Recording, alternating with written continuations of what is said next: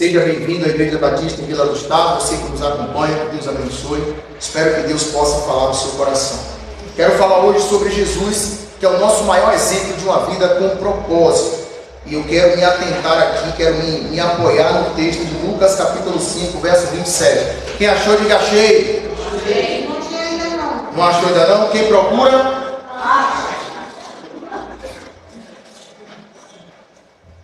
Lucas capítulo 5, verso 27. Você pode abrir sua Bíblia, você pode ligar a sua Bíblia, você pode acessar a sua Bíblia. Você pode ajudar o irmão que não achou. Antes de nós lermos, vamos orar ao Senhor. Santo Deus e eterno Pai, obrigado, Senhor, porque deitamos, dormimos e acordamos, e até aqui o Senhor nos sustentou. Fala conosco através da Tua palavra. Teu servo que aqui está reconhece que não sou perfeito. Eu tenho convicção disso. Não tenho dúvida da minha imperfeição. Não tenho dúvida da minha fragilidade. Mas o Senhor me chamou e aqui estou. Amém. Que o Senhor possa me conduzir, não só por amor a mim, mas por amor aos irmãos e irmãs que aqui estão. Que eles vieram aqui para te prestar um culto inteligível, um culto racional, um culto com entendimento. Eles vieram aqui para ouvir também a Tua palavra. Não ouvir a palavra do Emerson. Quem é o Emerson? O Emerson é um nada, mas é a Tua palavra. Ainda que seja o servo do Senhor que aqui está, mas fala aos nossos corações. Que saiamos daqui nessa noite edificados em Cristo. Essa é a nossa oração, em nome de Jesus. Amém. Amém. Está escrito: depois disso, ele saiu e, vendo um publicano chamado Levi sentado na coletoria, disse-lhe: segue-me. Você pode repetir? Segue-me. Segue. O ensaio foi bom, agora está gravando. Segue-me. Segue-me. Ele, deixando tudo, levantou-se e o seguiu. E Levi ofereceu-lhe um rico banquete em sua casa, e estavam com eles à mesa um grande número de publicanos e outras pessoas. Verso 30. Os fariseus e os seus escribas criticavam os discípulos, perguntando: por que comeis e bebeis com publicanos e pecadores? Jesus lhe respondeu: os sãos não precisam de médico, mas sim os doentes. Eu não vim chamar os justos ao arrependimento, mas os pecadores. Jesus é o nosso maior exemplo de uma vida com propósito. Sabemos que são muitos os motivos pelos quais as pessoas vão à igreja. São muitos os motivos. E na sua grande maioria, o sofrimento está inserido nesse motivo, como um carro-chefe que conduz muitas pessoas à igreja. Algumas pessoas vão à igreja porque se decepcionaram no mundo. Foram enganadas por seus sentimentos e dizem assim: não, eu agora vou à igreja, porque da igreja eu vou encontrar um homem de Deus. Porque eu tenho um sonho em ter uma família, eu quero ter filhos. Então o melhor lugar para encontrar esse homem ideal é na igreja. Às vezes acontece também com homens: não, eu vou à igreja, porque lá as mulheres são fiéis, elas não traem, elas não enganam. Na igreja as mulheres não buscam interesse, não casam por questões de riqueza. Na igreja eu vou encontrar uma mulher que tem um verdadeiro amor para me dar. Outros vão à igreja porque tem uma dependência química, com drogas, com álcool, entorpecentes, e se encontra no fundo do poço e diz: eu vou à igreja. Outras pessoas vão à igreja para ser valorizada, para ser reconhecida. Porque lá fora eu sou apenas um vendedor. Eu vendo só bala no metrô. Eu sou um vendedor que tem uma barraquinha ali na 25 de março. Então ninguém me dá valor, ninguém fala comigo. Então eu vou à igreja, porque na igreja o advogado vai olhar para mim, um vendedor ambulante, e vai me chamar de irmão e ainda vai me dar a parte do Senhor. Então são diversos os motivos pelos quais as pessoas vão à igreja. Certa ocasião, Jesus fez uma crítica construtiva diante dos ouvintes. O povo não está vindo atrás de mim porque viu o sinal e creu, mas porque comeu do pão e se saciou. Então tem pessoas que vão à igreja também porque precisa do pão, porque precisa se alimentar. Um discurso muito duro, até questionado pelos discípulos de Jesus. Duro esse discurso, quem poderá ouvir? Às vezes as palavras de Jesus, ela soava dura. E aí Jesus falou: se quer ir também vai. Se quiser, pega seu banquinho e sai de fininho. E os discípulos, eles entenderam. E quem é discípulo entende. Os discípulos entenderam. Para quem iremos nós? Não é para onde, não é lugar, não é geográfico. É personalidade, é pessoa, é referência. Para quem iremos nós? Tu tens a palavra de vida eterna. É como se o discípulo estivesse dizendo para nós que o verdadeiro motivo pelo qual saímos das nossas casas e vamos ter um encontro real com Jesus não é pelo pão, não é pela mulher, não é pelo namoradinho, não é por ser reconhecido, é porque só Jesus tem a palavra de vida eterna. Amém. Não tem outro lugar, não tem outro ambiente para que possamos ter um contato com a palavra de vida eterna que vá além da pessoa de Jesus Cristo. Mas tem um lado bom, que às vezes essas circunstâncias, elas servem como uma isca. Não que Deus dependa disso, tá? Mas às vezes a pessoa veio para buscar o namorado e encontrou o noivo, que é Jesus. Esqueceu até de namorar e diz: não, eu não tenho pressa. Quem veio com pressa agora não tem pressa, porque encontrou o noivo.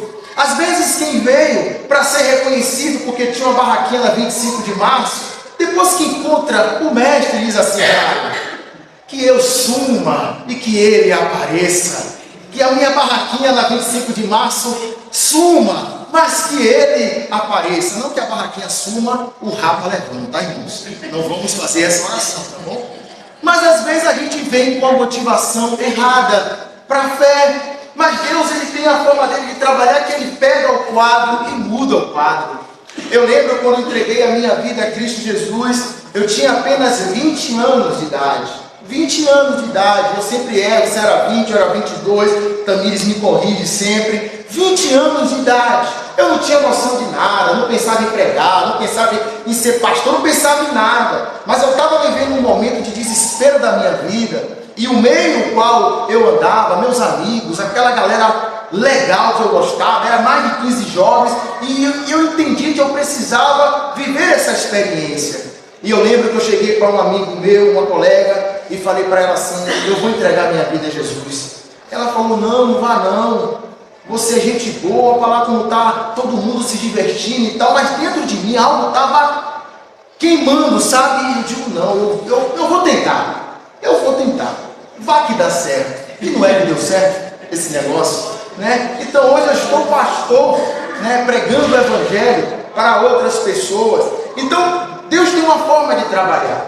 Só que o magnífico da nossa vida cristã, quando nós olhamos para Jesus, é de suma importância que possamos aprender com Jesus que a nossa vida, ela precisa e deve ter um propósito. Não dá para ser crente por ser crente. Tem que ter um propósito. O nosso maior presente é a salvação em Cristo. Esse é o maior presente, tá bom? O resto é bônus. Um emprego é bônus, aquele salário que a bênção que vai chegar para você, o aumento salarial é bônus, esse sapatinho que você está usando é bônus, tudo é bônus.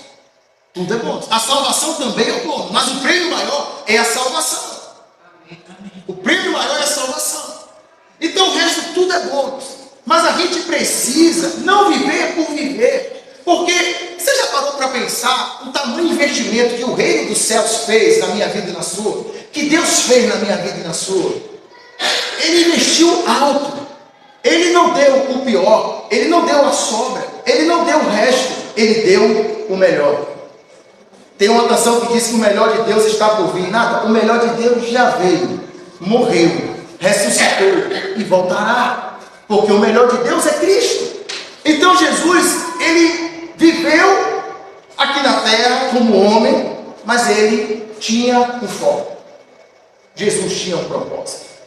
Ele é o nosso maior exemplo de uma vida com propósito. Quando nós olhamos para a narrativa, a traição de Judas, a rejeição dos escribas, dos fariseus, a gente fica zangado, né, com isso, né? A gente fica zangado, como é que faz isso com ele? Mas nada pegou ele de surpresa. No momento de angústia que ele estava fazendo a sua oração no Getsemane, na qual ele convida os discípulos para auxiliar ele em oração. E isso é muito bom, porque Jesus, como Deus, no momento que ele pede para os discípulos orar com ele, ali também está revelando o sentimento humano, sabe?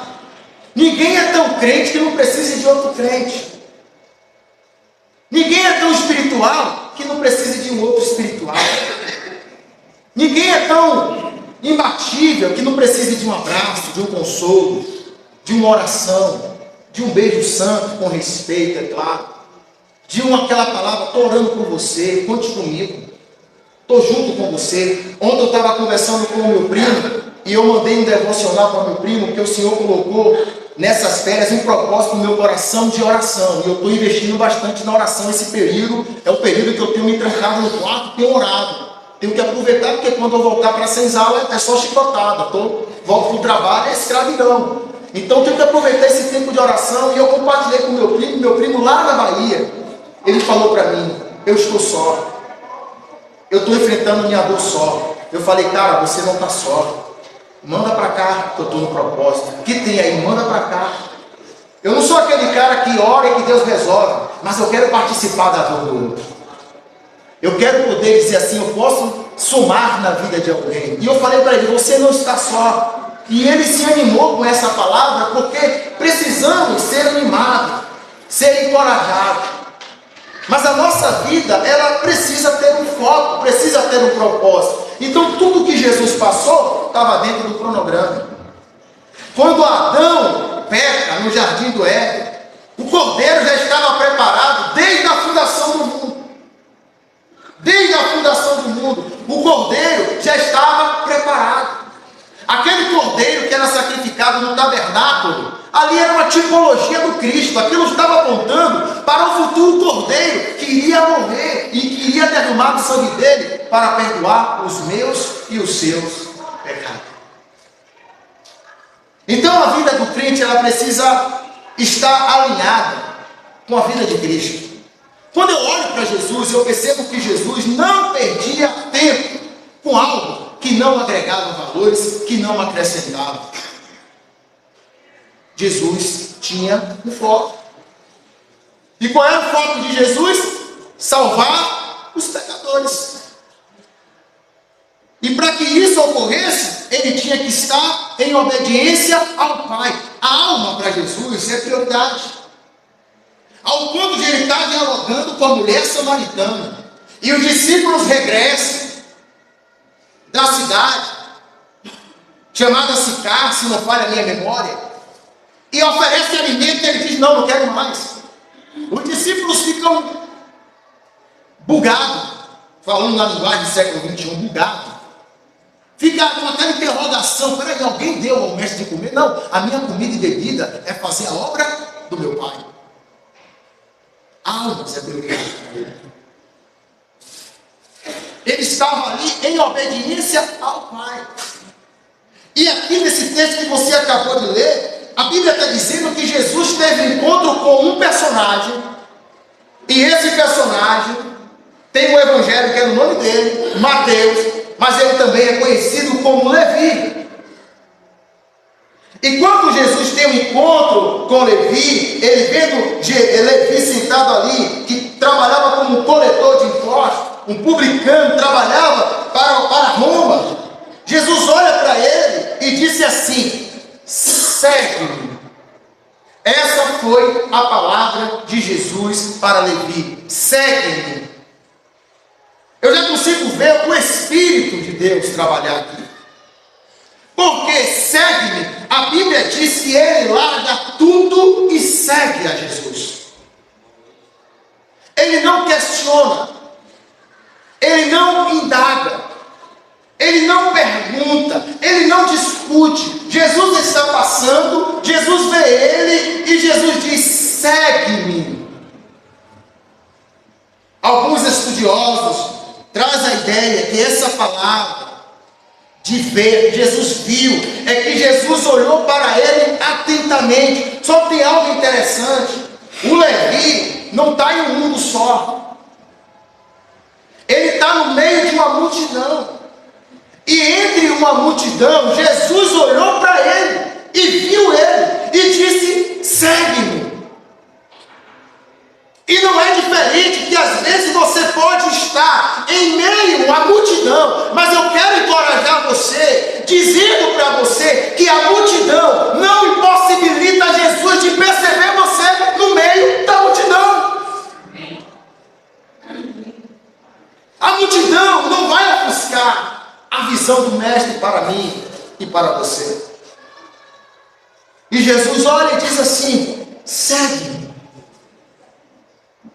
Ele, deixando tudo, levantou-se e o seguiu. Essa palavra, deixar tudo, ela é interessante, porque aqui estamos falando de um publicano. Estamos falando de alguém que tinha uma função que envolvia a grana. Mas a gente vê que o Evangelho afetou a vida de Levi, que ele abriu mão de tudo para seguir o povo dele. Seguir a Jesus implica abrir mão de algumas coisas. Seguir a Jesus implica abrir mão de algumas coisas. Não dá para seguir a Jesus do nosso jeito, tá? Não dá para seguir a Jesus da nossa maneira. Eu trabalho em uma empresa e essa empresa tem uma farda. Eu não tenho uma opção de usar ou não usar farda. Eu tenho que usar farda. No reino de Deus, não dá para ser crente da minha forma. Jesus não vai se adaptar a mim. Eu tenho que me adaptar ao Evangelho. Mateus, ele abre mão do seu trabalho. Não é que é para você abrir mão do seu trabalho. Mas no caso de Levi foi algo específico. Segue-me. Ele deixa tudo e seguiu a Jesus.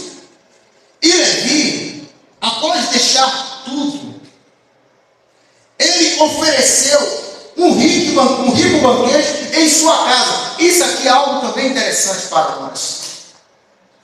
Ele tem um encontro com o mestre. Na verdade, quem encontrou ele foi Jesus, sabe? Jesus que viu ele.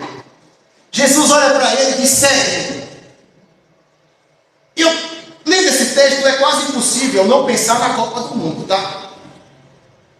É quase impossível não pensar na escalação do Tite, que questionaram porque uns questionaram porque levou um, porque não levou o outro, tinha que levar o gato boi, e aquela confusão toda, e leva e não leva. E aí, quando eu estava pensando nesse texto, o que é que vem na minha mente? Quem escala o time é Jesus. A nossa missão é vestir a camisa e entrar em campo. O que eu quero dizer com isso é que você não tem o direito de dizer quem Deus deve usar e quem não deve usar, porque não cabe a você isso. Não cabe a mim. Mesmo como um pastor, não cabe a mim isso. Porque quem escala o time é Jesus. Humanamente falando, Levi não ia jogar na seleção brasileira.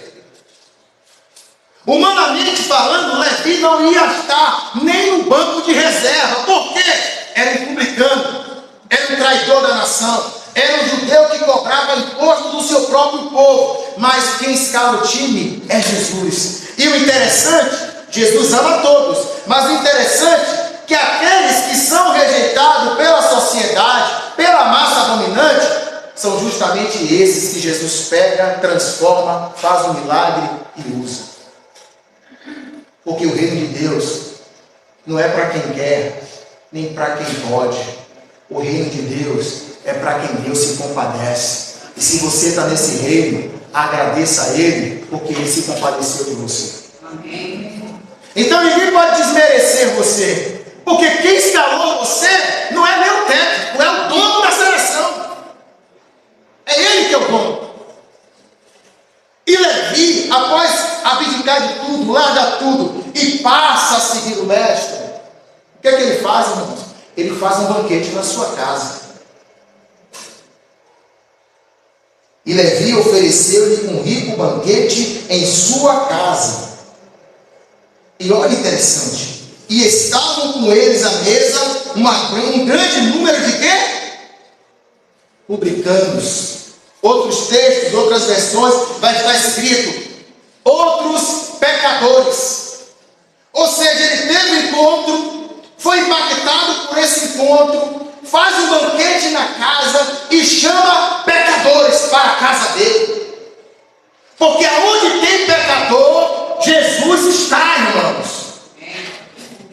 Jesus não está só no culto do crente. Jesus não está só na igreja do crente. Jesus não está só naquelas megas igrejas. Não! Aonde tem pecador, Jesus está.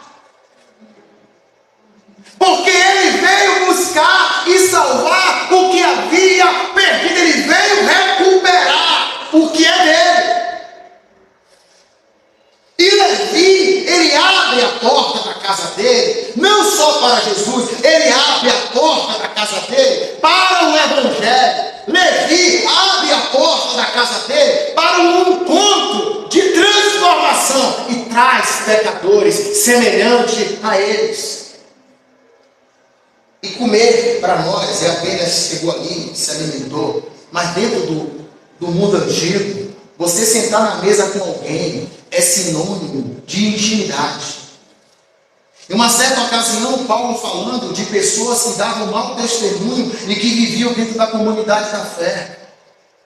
Paulo diz, com este eu digo, nem com mais. Mas não é não comer, não chegar ali no tucuruvi e comer um dogão. Não é isso que Paulo está falando. É porque dentro do contexto, a mesa é intimidade. Nem com mais. Com esse nem com mais.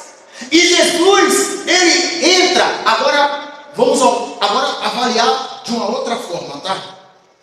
Uma casa de um publicano, rejeitado pelo povo, traidor da nação, trabalhava para Roma, teve encontro com Cristo, e na casa desse indivíduo está cheio de pecadores semelhante a ele, e quem está no meio? Jesus Cristo. Como é que vai crer nesse Jesus? Jesus estava no meio deles. No meio. Porque ele abriu a porta da casa dele para o Evangelho. Os fariseus, versículo 30, e seus escribas criticavam os discípulos perguntando: por que comeis e bebeis com publicanos e pecadores? Na época de Jesus existiam vários grupos, né? Saduceus, escribas, zelotes. E os escribas que tinham aquela responsabilidade de redigir, de registrar tudo. Os fariseus se achando dono da cocada preta, com a licença com o perdão da palavra. Qual foi o papel deles? Se alegrar? Não, criticar.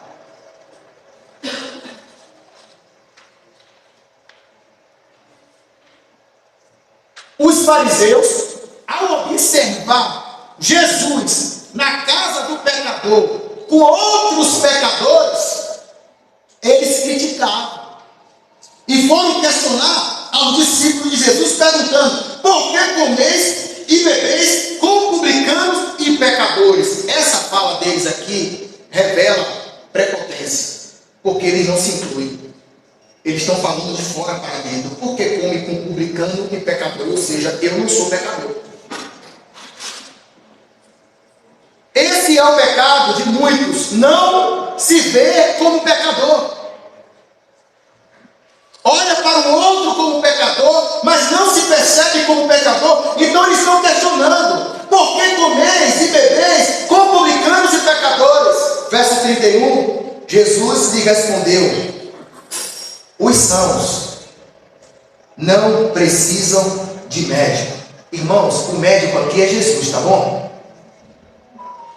Os sãos não precisam de médico, mas sim os doentes. Aí agora ele fala do propósito dele. Jesus, eu não vim chamar os justos ao arrependimento, mas os pecadores. Jesus não veio chamar os justos ao arrependimento, mas os pecadores. Jesus não veio para os sãos, Jesus veio para os doentes. Ele não veio para quem é 100%.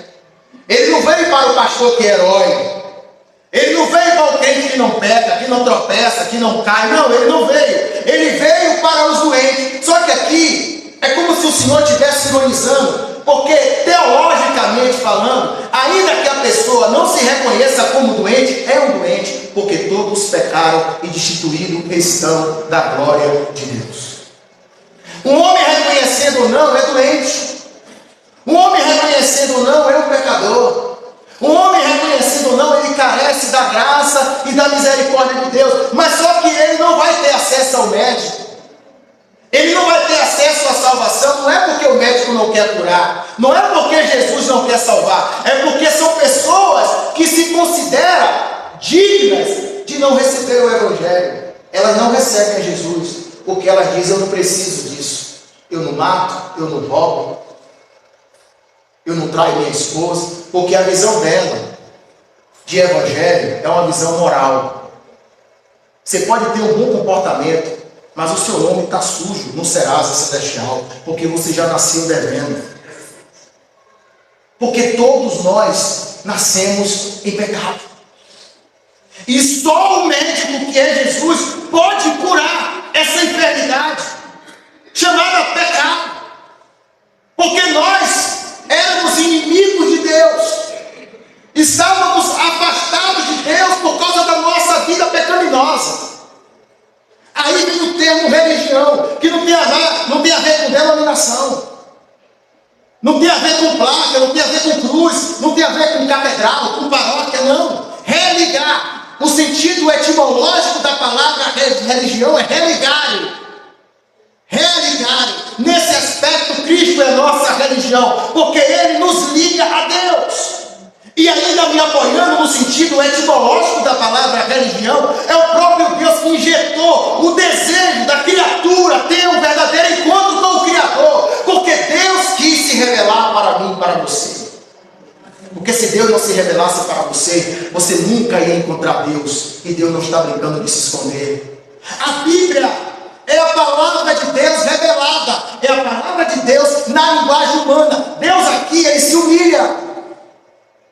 Deus aqui, Ele fala o meu português e o seu, para que você possa entender, porque se Deus falar na linguagem divina, o homem não entende. A Bíblia é a revelação de Deus para nós. Hoje em português, que foi escrito em grego, hebraico e aramaico. Mas a Bíblia hoje é Deus mostrando para mim e para você que nós temos um Deus que quer ter um verdadeiro encontro conosco. É Deus que está à procura do pecador. Não é o pecador que está à procura de Deus. É Deus que quis se revelar. E ainda que o pecador não vá à igreja, não participe de um encontro de adoração, de transformação, os céus anunciam a glória de Deus. A natureza prega, a natureza testemunha que há um autor por trás, controlando, dirigindo todas as coisas. E nessa casa, esse Deus estava presente. Nessa casa, esse Deus revelado na pessoa de Jesus esteve presente. E um pecador que estava à margem, à escória, teve esse privilégio de ouvir Jesus dizer: segue-me, segue-me. Ele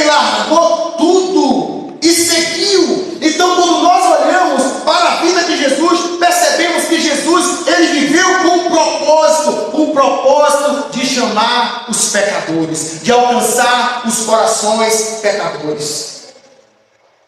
Jesus, ele viveu um propósito de chamar o pecador para o arrependimento, e a palavra arrependimento é metanoia. Mudança de mente. Mudança de mente. Arrependimento é mudança de mente. Você está caminhando em uma direção, o Espírito Santo vem e muda a engrenagem da sua vida. E você agora vai caminhar na direção que Ele apontar. Eu não estou falando em ser membro de uma igreja local. Eu não estou falando em ter o nome lá no rol de membros, na ata da igreja. Eu estou falando de arrependimento, de mudança de mente. E não tem como nós tentarmos ofuscar quem nasceu de novo, testemunha que nasceu de novo. E você conhece a árvore pelo fruto. Não precisa, porque emana. Estamos falando sobre fruto do Espírito dia de quarta-feira. E uma das coisas que nós temos arquivado é que o fruto do Espírito é uma virtude que você não produz, mas o Espírito produz na minha vida e na sua. Se houve de fato um verdadeiro nascimento, o Espírito Santo vai produzir o fruto na minha vida e na sua. Quando nós temos um encontro real com Jesus, esse encontro real nos afeta. Não tem como ser da mesma forma.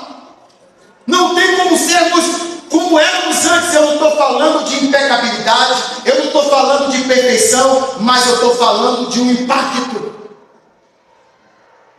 Eu estou falando de uma mudança. Eu lembro de um pregador, John Piper. Ele fez uma consideração muito interessante, alinhando com a vida de um pregador. Ele diz que um pregador é como um médico. E às vezes o paciente vai e o médico percebe que é câncer.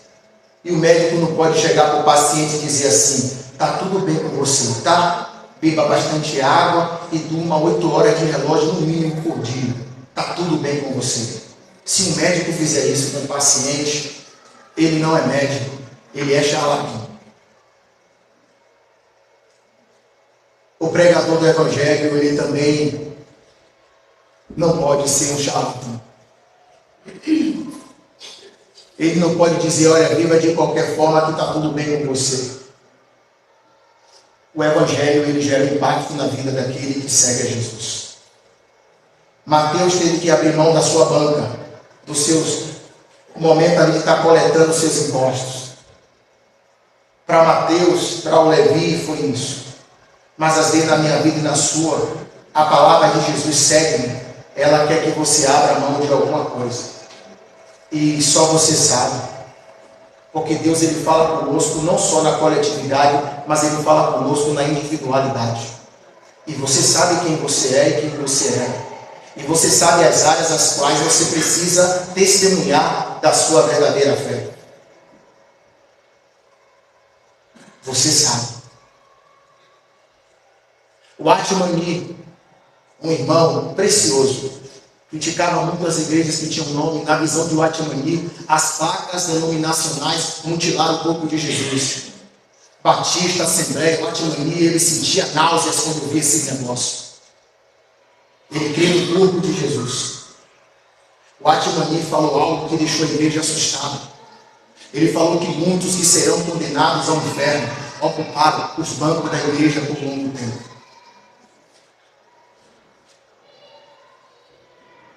O Evangelho é responsabilidade. O Evangelho é real. O Evangelho é uma realidade. O Evangelho é uma mensagem viva. O Evangelho é uma mensagem viva. O Evangelho é: venha como está, mas eu garanto para você que você não vai ficar como você veio, porque eu vou transformar você. Eu vou mexer com você. Eu vou mexer com a sua vida financeira. Porque se alguém idolatra Mamon, ele vai quebrar o altar de Mamon. Eu vou mexer com o seu ego, porque se você se considera superior a outras pessoas, eu vou furar o seu ego. Eu vou mexer com o seu jeito de se relacionar com sua esposa, porque eu vou ensinar para você que assim como Jesus amou a igreja, você deve amar a sua esposa.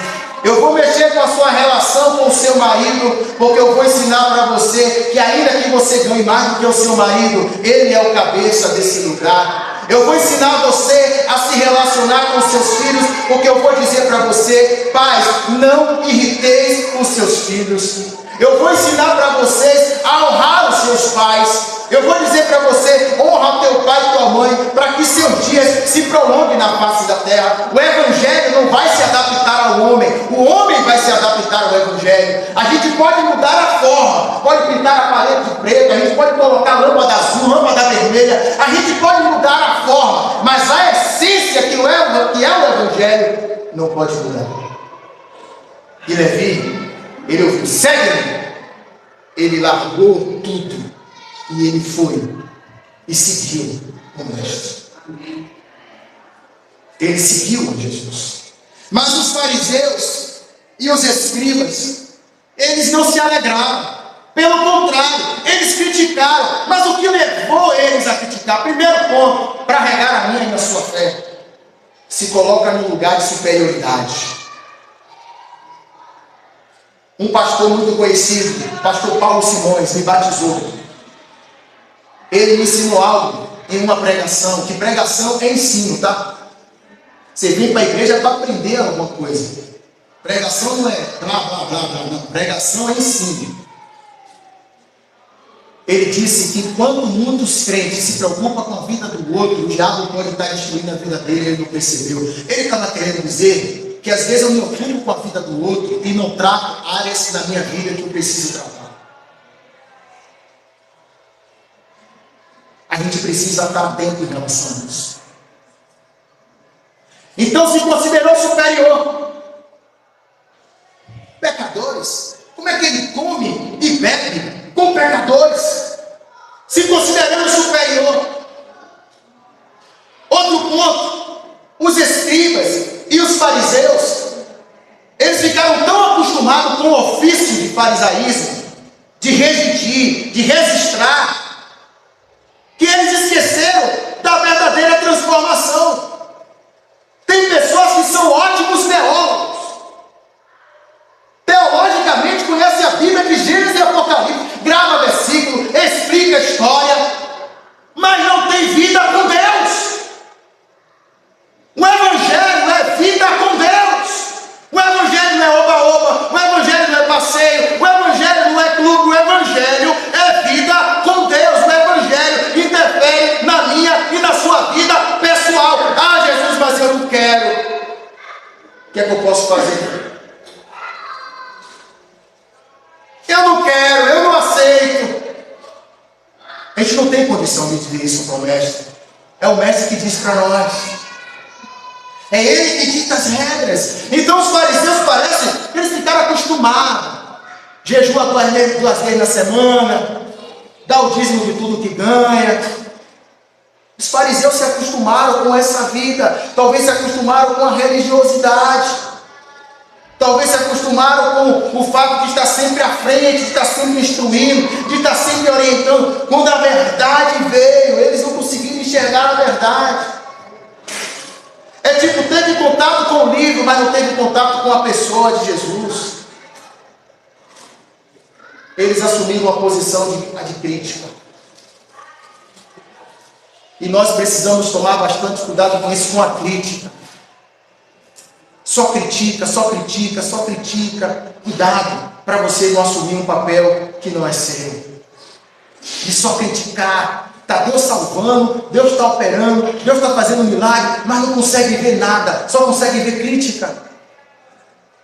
Deus está curando, Deus está restaurando, Deus está abrindo porta, mas eles não conseguem ver nada. Os fariseus não conseguiam ver nada, eles só conseguiam ver porque come e bebe com escriba, com pecadores e publicanos. Essa foi a função que eles escolheram, a função de criticar. Só que a vida de Jesus não pode estar perdendo tempo. Ele veio buscar e salvar o que havia perdido. Ele sabe para quê e por que ele veio. Você como um servo de Deus, você como um discípulo de Jesus, nós como discípulos de Jesus, precisamos nos fazer essa pergunta: Senhor, qual é o meu papel no corpo? Senhor, o Senhor me chamou para quê? Eu já estou salvo. Te agradeço por isso. Mas o que é que eu posso fazer? O que é que o Senhor me chamou para fazer? Senhor, qual é o meu papel? Eu preciso ter um propósito na minha vida. Eu preciso ter um foco na minha vida como discípulo do Senhor. E parece que eu estou meio perdido.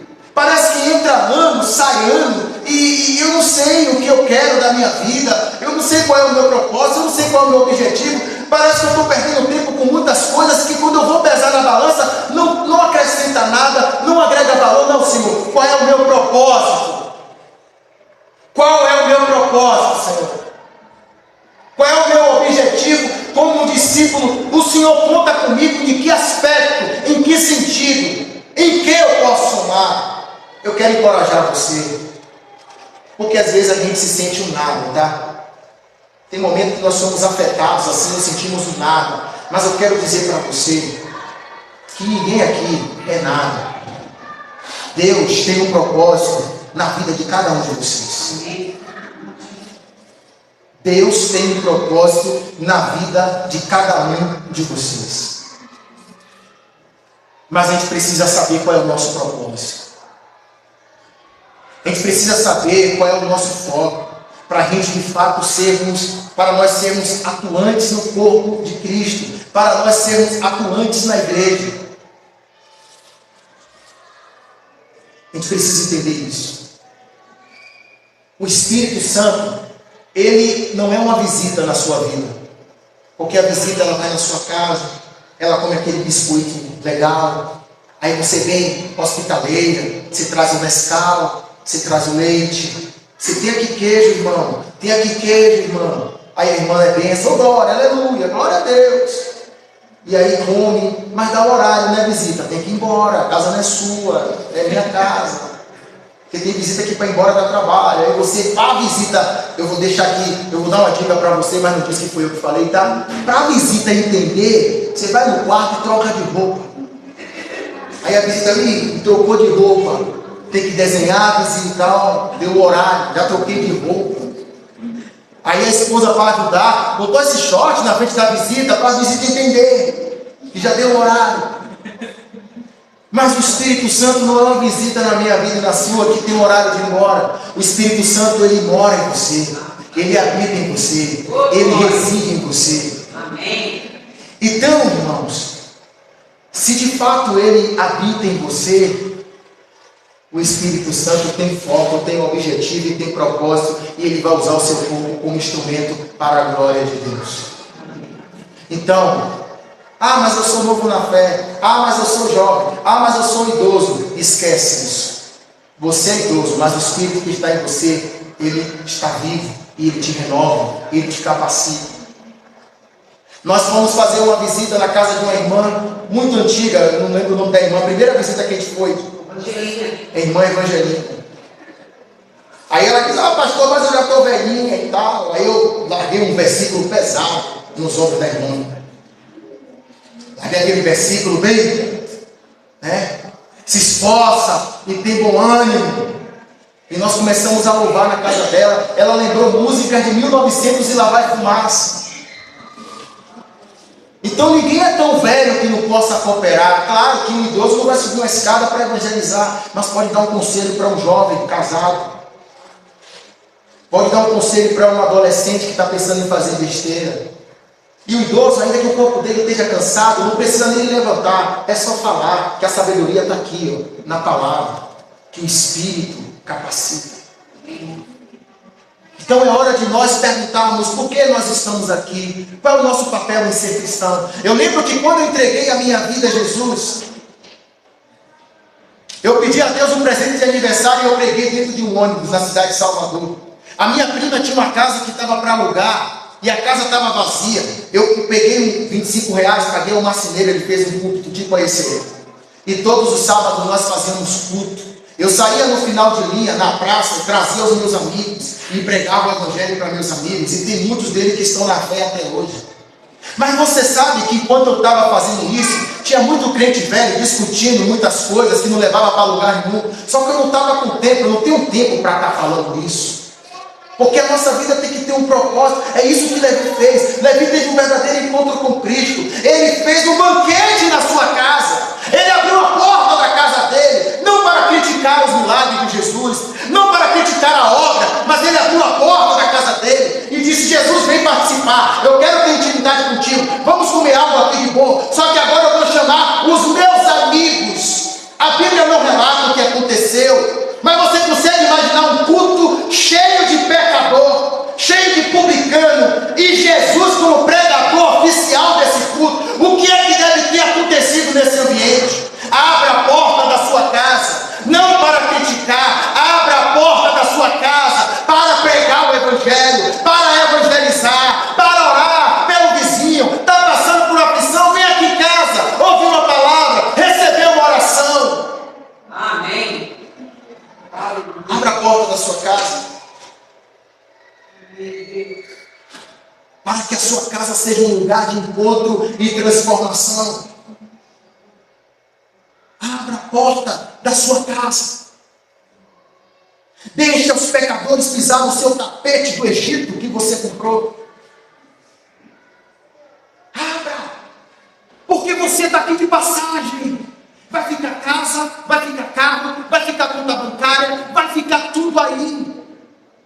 O nosso maior tesouro não é esse. O nosso maior tesouro é que pela fé o nosso nome está escrito no livro da vida. Jovens, se deixa ser usado por Deus para ganhar outros jovens. Idosos, se deixa ser usado por Deus para ganhar outros idosos. Olha o exemplo do Levi. Segue-me. Largou tudo e foi. Abriu a porta da casa, prepara o banquete, chama os amigos, chama a turma, chama a galeria. E agora vamos ouvir o evangelho. Lembra de Cornélio, que teve uma experiência sobrenatural do anjo que as esmolas de Cornélio e as orações chegou ao céu. A mensagem foi: vai lá, chama Simão. Simão está no terraço orando, tem uma visão dos quadrúpedes, e a voz diz: mata e come. E Pedro diz: não vou comer nada, eu não como nada impuro. Ele não entendeu a mensagem. Não é disso que eu estou falando. Eu estou falando que eu vou trazer pessoas que não são judeus, eu vou trazer gentios, e vocês não podem olhar para eles com a lente da religiosidade, porque eu não vim só para os judeus, eu vim para o mundo, eu vim para salvar todos. Os homens batem na porta e Deus fala: desce que eu enviei. Quando Simão Pedro chega na casa de Cornélio, Cornélio não estava só, a casa estava cheia. Ele transformou a casa dele em um lugar de encontro, de transformação. E o que você mandou fazer aqui? Indagou, Cornélio. Não, eu tive uma experiência e Deus mandou chamar você, o anjo falou comigo, e fala aí: então se é para falar, eu vou falar. Jesus, ele morreu e ressuscitou, e a Bíblia diz que enquanto eles falavam, o Espírito veio sobre eles, e eles começaram a falar em outras línguas. E Pedro olha para os irmãos e diz assim: podemos impedi-los de ser batizados se eles receberam o mesmo Espírito que nós? Sabe o que aconteceu ali? Parece que foi algo na contramão. Hoje a gente primeiro batiza, depois vem os próximos passos. Primeiro o Espírito selou, depois vem o batismo. É o que Deus está mostrando, que é Ele que escala o time, e ninguém pode dizer a forma que Deus deve operar, porque a igreja não tem dono, a igreja não é minha, a igreja não é sua, a igreja é do Cordeiro que Ele comprou com o sangue dele, e Ele faz o que Ele quer com a igreja dele. Amém. Podemos impedir o batismo? Aí Filipe está pregando em Samaria, algo sobrenatural está acontecendo. Aí o Senhor tira Filipe de uma multidão e coloca para pregar para uma única pessoa, porque Deus não está limitado à multidão. Essa ideia de igreja próspera, aquela igreja show, não é bíblica. Deus, ele pode abrir mão de uma multidão para pegar uma mulher que está trocando sexo por dinheiro na esquina, lá na Barra Funda, porque Deus é amor. E talvez aquela mulher que está lá na Barra Funda, quando chegar, vai ser mais usada por Deus do que muitos que estavam sentados e assumiu posição de crítica, de crítica. Aí Deus, eu vou mostrar como é que faz, porque quem escala o time sou eu, não é Tite, sou eu. Aí, Filipe se aproxima do carro e pergunta para o etíope: você entende o que lê? Como vou entender se não tem BD? Como eu vou entender se não tem quem me explique? Esse texto está falando do autor ou o autor está falando acerca de alguém? Começando dali, Filipe aponta para Cristo. O eunuco não resiste e diz assim: tem água. O que me pede ser batizado? O que me pede? Não, você tem que ir para o discipulado, classe 1, classe 2, classe 4. Tem água.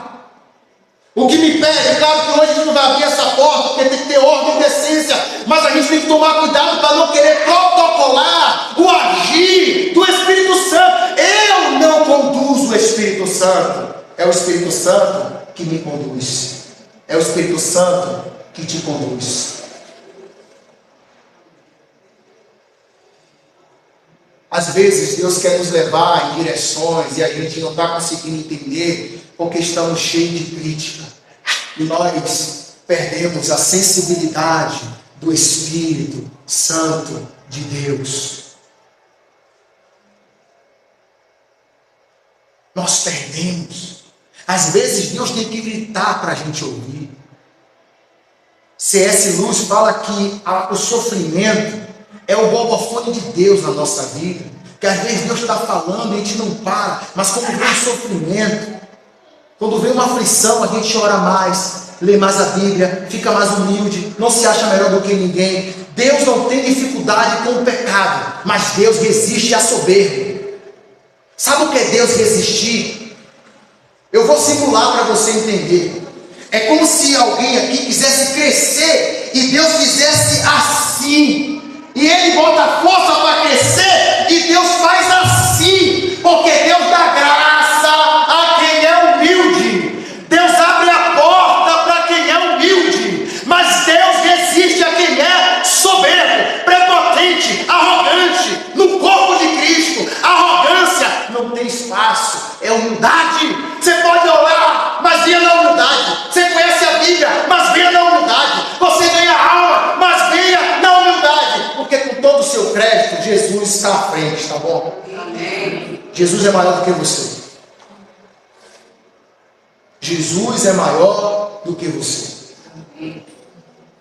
Segue-me. Levi largou tudo e seguiu o mestre. Segue-me. Fez um banquete na casa. Qual foi a última vez que a sua casa foi um lugar de encontro e transformação? Eu não estou falando de transformar nossa casa em um sinédrio, tá? Eu estou falando de encontro. Eu estou falando de transformação. Eu estou falando de um vizinho entrar na sua casa pensando em largar tudo, jogar para cima e sair com ânimo, encorajado, porque foi para isso que Jesus te chamou. Foi para isso que Ele te chamou, porque você já está salvo. Agora você tem que fazer um recurso para outros. Como eu estava indo no acampamento e tinha vários adolescentes, e o pastor na época falou: olha, não leve esses adolescentes para o acampamento, porque se der algum BO, a culpa vai ser sua. Eu, como líder de jovens, meu primeiro acampamento, eu digo: eu não posso furar. Se eu furar, vai queimar meu currículo ministerial. E aí Jesus lembrou quem eu era e disse: quem é você para fechar a porta?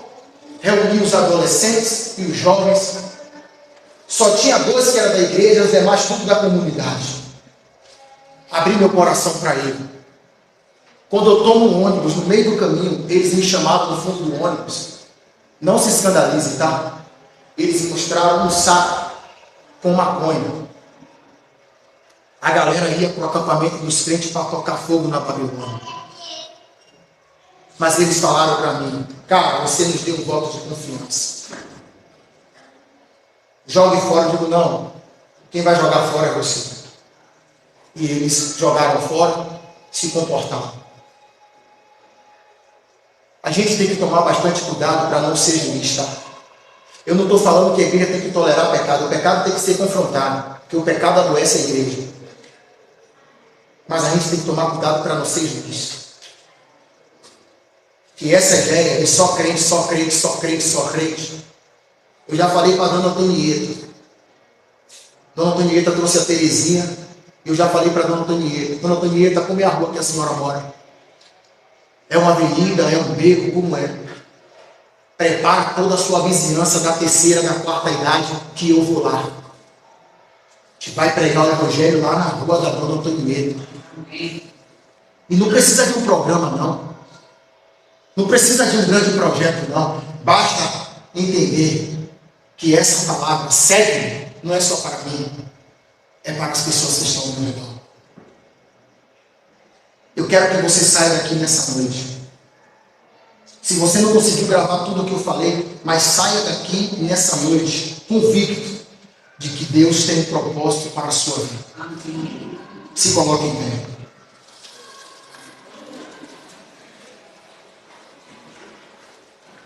Eu não sei como você, como as pessoas têm olhado para você, que às vezes alguns poderiam ter olhado para Levi de uma forma arrogante. Ele não merece a salvação, ele não merece esse Deus.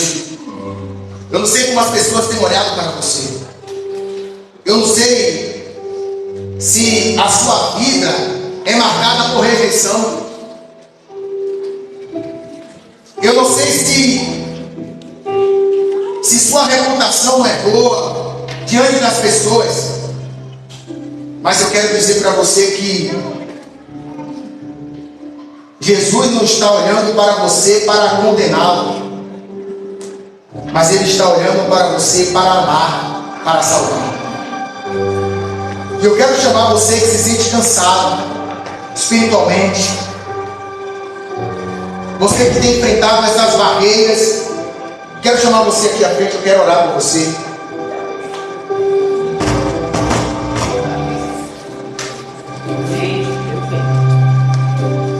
Jesus vê você como ninguém consegue ver você. Jesus, quando olha para mim e olha para você,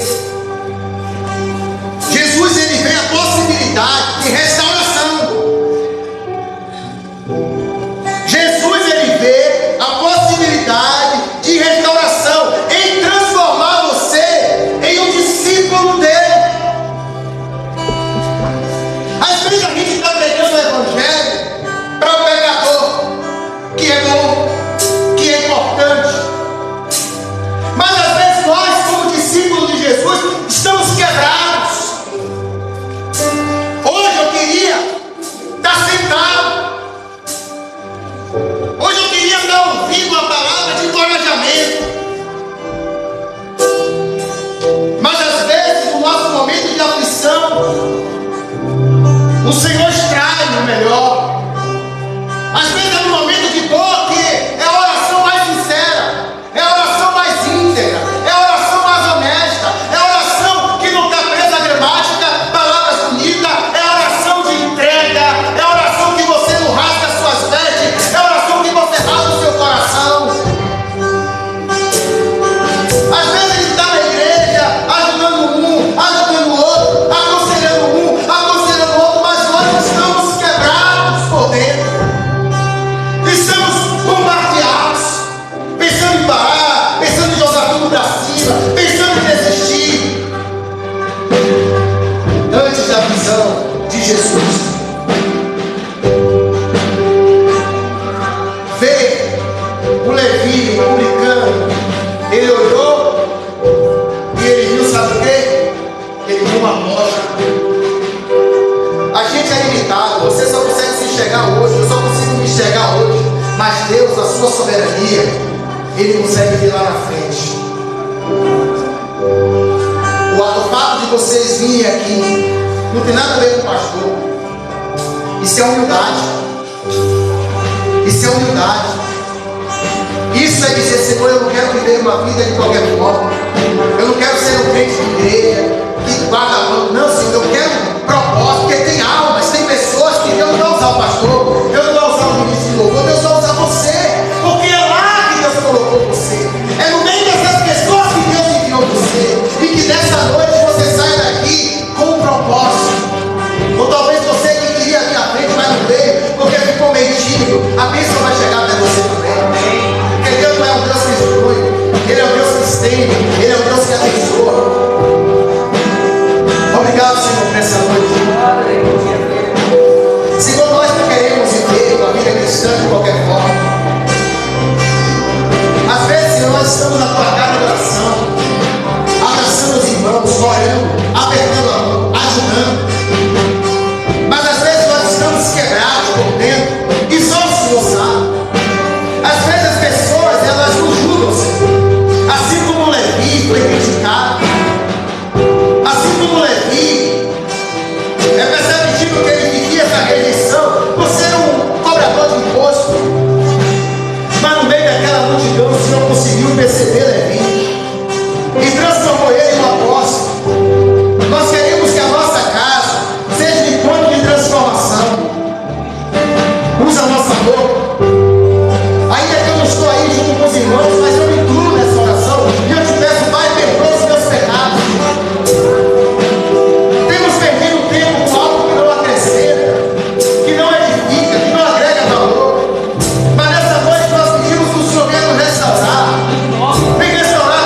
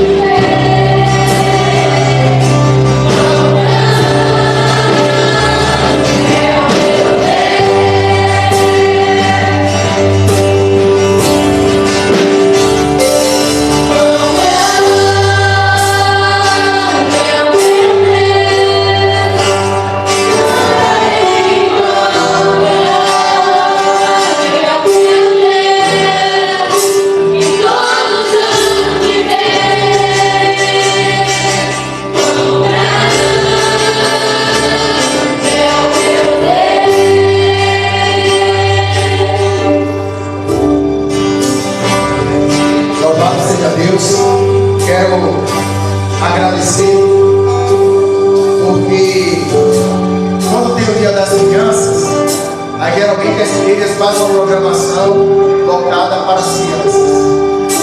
As crianças de Vila Gustavo, elas não são futuro, tá? Elas são presentes. Então hoje nós tivemos um culto oficial com a participação direta das crianças. Eu falei com a Regiane, falei com a Elaine sobre a MCM também, está tendo uma oportunidade no domingo do mês, porque a igreja, ela é coletiva, todos trabalham. Então eu quero agradecer a Isabel, quero agradecer a Isabela, Vitória, minha filha, quero agradecer a Manu, sou seu fã, essa sua pegada diferenciada. Eu falo para a família direto, Manu é uma figura. Quero agradecer a Carol, quero agradecer o Heitor, meu baterista, ser bênção dessa igreja. Quero agradecer a Camila, a Sabina, que então falta 3 crianças aí, vamos mais espaço, está chegando, mas irmãos, todos aqui são importantes. Quero agradecer a Carla que está lá no som. Então, para que isso aqui aconteça, todos participam. Tem alguém na cantina fazendo café, tem alguém que limpa o chão para você pisar. Então, vamos manter essa coletividade, sabe? A criança só canta no dia das crianças, não. A criança tem um dia no culto e ela cultua a Deus, que é bênção. Já vai crescendo aprendendo, já vai crescendo com responsabilidade. Quer seja a escola, as amigas da idade, até levar para outra direção. E eu digo algo, não se surpreenda se umas crianças dessas trouxer outras amiguinhas delas, o pai vai lá na igreja para ver eu cantar e Deus trabalhar, porque Deus trabalha. A MCM, as irmãs, as idosas também tem espaço. Também tem espaço, porque isso é igreja. A gente não precisa pagar uma banda de lá dos Estados Unidos para pagar o hotel nada. Eu não estou pagando nada. O que a gente vai pagar para elas é um lanchinho. No final do culto vai ter um lanchinho. Amém? Quem foi abençoado nessa noite? Quero avisar que amanhã tem oração às 8 horas. Terça-feira às 15 horas. Artesanato gratuito. Quarta-feira teremos a nossa assembleia. Posterior à nossa assembleia, nas próximas quarta-feiras, vamos ter a continuidade do fruto do Espírito. E estou com um projeto aí com a Léia, que é para ano que vem, que Léia é formada em educação física. E eu quero convidar os idosos aqui de Vila Gustavo para fazer um funcional aqui na rua. A gente vai chamar os idosos para participar. Não sei como é que vai ser, mas a gente está com uma ideia boa. E vamos interagir, amém, irmãos? Vamos orar para que Deus faça a vontade dele. Que o amor de Deus Pai e a graça salvífica de Cristo Jesus e a comunhão e consolação do Espírito Santo repouse sobre cada um de nós, não apenas hoje, mas para todos sempre.